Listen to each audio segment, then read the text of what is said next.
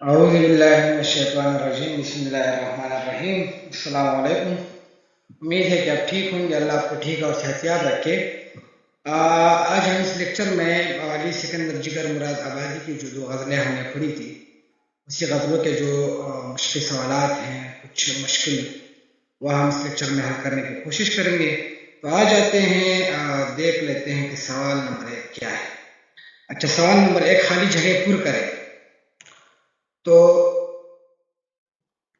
جن الفاظ کو رنگ دیا گیا ہے وہی الفاظ ہے جو کہ یہاں موزون ہیں، جیسے کہ غزل کے پہلے شعر کو مطلع کہتے ہیں، دوسرا شعر میں تخلص غزل کے آخری شعر میں لاتا ہے، تیسرا غزل کے ہر دوسرے مصرے کے آخر میں آنے والے ہموزن الفاظ کو قافیہ کہتے ہیں، تبسم زار میں زار لاحقہ ہے۔ سوال نمبر 2، حق شناسی میں شناسی لاحقہ ہے، درج ذیل الفاظ کے آخر میں لاحقے لگا کر نئے الفاظ بنائے اور ان کے معنی لکھے۔ کچھ الفاظ دیے گئے ہیں کہ اس سے لاحقہ لگانا ہے، اس کے معنی بھی بتانے ہیں۔ تو سب سے پہلے آ جاتے کہ لاحقہ کیا چیز ہے۔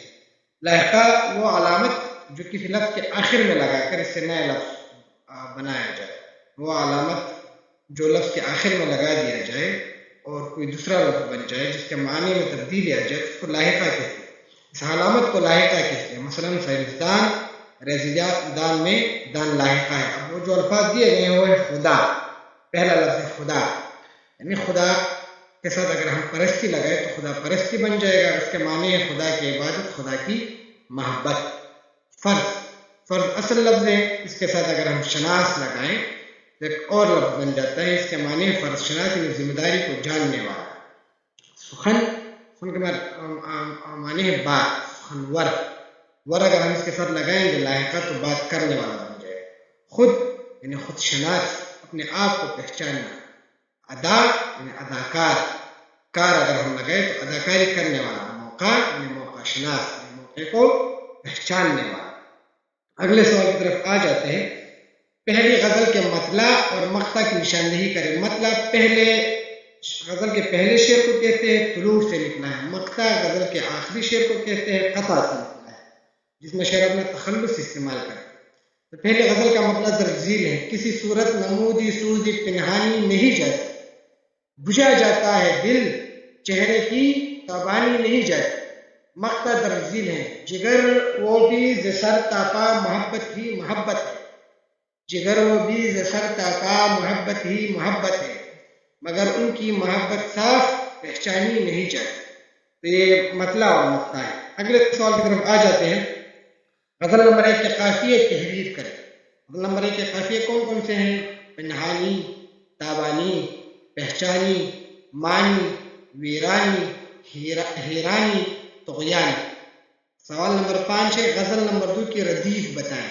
غزل نمبر 2 میں بی ہے، یعنی لفظ بی ہے بطور ردیف استعمال کیا گیا ہے۔ اگلے سوال کی طرف آ جاتے ہیں۔ درج ذیل کے متضاد لکھیں، یعنی الٹ لکھیں۔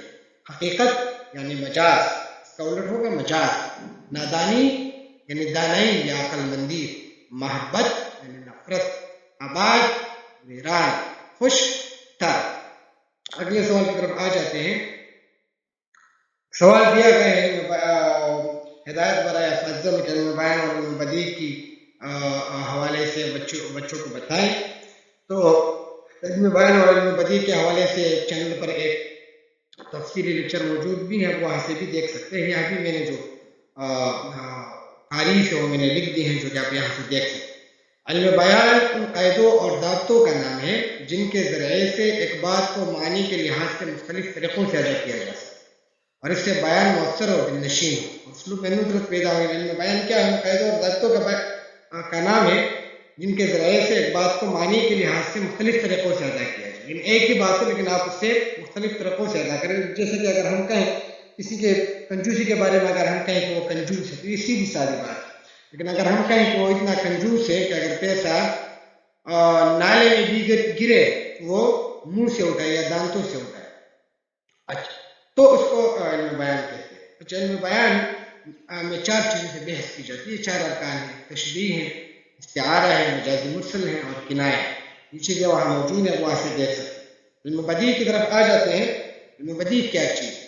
بدیع کے معنی اچھوتے اور نادر کے ہیں. یہ اکثر MCQs میں آ جاتا ہے کہ بدیع کے معنی کیا ہیں. یہاں سے بدیع کے معنی اچھوتے اور نادر. اس کے ذریعے کلام میں اچھوتا پن پیدا کیا جاتا ہے. یہ کلام کی آرائش اور زیبائش، اس سے کلام کی خوبصورتی بڑھ جاتی ہے. اصطلاح میں بدیع اس علم کا نام ہے جس میں صنائع معنوی اور صنائع لفظی بیان کی جاتی ہے. یعنی اس میں لفظوں کو خوبصورت کیا جاتا ہے، اس کے ساتھ کاریگری کی جاتی ہے، اس کے معنوں کے ساتھ کاریگری کی جاتی ہے. صنائع اصل میں صنعت کی جمع ہے. صنائع صنعت کی جمع، اس کے معنی ہنر، کاریگری اور مہارت کے ہیں. اس میں کیا ہوتا ہے کہ اکثر شعراء جسے ہم صنعتیں کہتے ہیں، جیسے تضاد ہے، میراث النظیر ہے، حسن تعلیل ہے وغیرہ، تو وہ صنعتیں استعمال کرتے ہیں. یا تو لفظوں کو خوبصورت بناتے ہیں یا لفظوں کے معنی کو خوبصورت بناتے ہیں. اگر لفظوں سے کلام کی آرائش و زیبائش کرنی ہو اور کلام کی شان و شوکت بڑھانی ہو تو اسے صنائع لفظی کہیں گے. اگر لفظوں کے ذریعے کسی کلام کو خوبصورت بنایا گیا ہو تو اسے صنائع لفظی کہیں گے. اور اگر معنوں میں خوبی پیدا کر کے کلام کی خوبصورتی اور تاثیر میں اضافہ کرنا ہو تو اسے صنائع معنوی کہیں گے. تو صنائع لفظی کے بدیع کے دو بنیادی چیزیں ہیں، صنائع لفظی اور صنائع معنوی. اکثر زیر و ترجمہ اشعار میں اس کا استعمال کیا جاتا ہے. تو اس میں اور کوئی چیز مشکل نہیں ہے. امید ہے کہ یہ تمام چیزیں آپ کو سمجھ آ گئی ہوگی. اگلے لیکچر میں انشاءاللہ ایک اور غزل کے ساتھ یا نظم کے ساتھ دوبارہ سے ملاقات ہوگی.